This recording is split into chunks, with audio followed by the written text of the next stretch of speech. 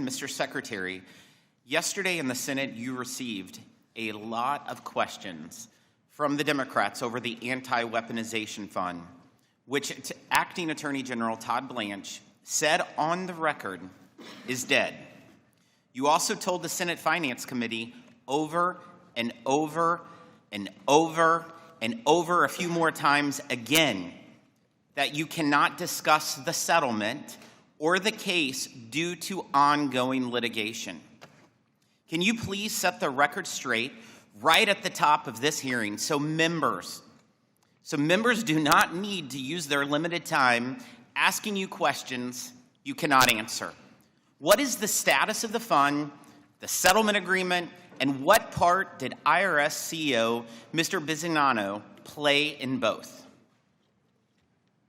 Thank you for this question, Mr. Chairman. I said yesterday that Einstein's definition of insanity is asking the same question over and over again and expecting a different answer. Let me be clear, as we've done throughout this matter, the Department of Treasury is following the direction of the Department of Justice. Acting Attorney General Todd Blanche testified on Tuesday that the government will not be moving forward with the fund. We intend to comply with that direction and Attorney General Blanche's direction. I do not have any details into what that means at this time, but I will note that even the Acting Attorney General Blanche's statement Tuesday, this matter is still subject to ongoing litigation, so I'm unable to comment further on it. That means I'm also not able to discuss any part of the settlement agreement.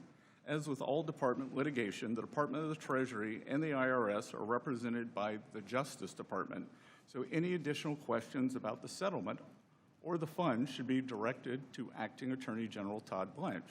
To your point about Mr. Bisignano, while I cannot speak on his behalf, I will note that the settlement agreement calls for the United States to issue an apology to the plaintiffs for, among other things, leaking their tax returns. Mr. Chairman, President Trump is a great American who has endured over 10 years of harassment and weaponization from all levels of government. No American should be targeted for political reasons. Thank you, Secretary, for starting out with that information.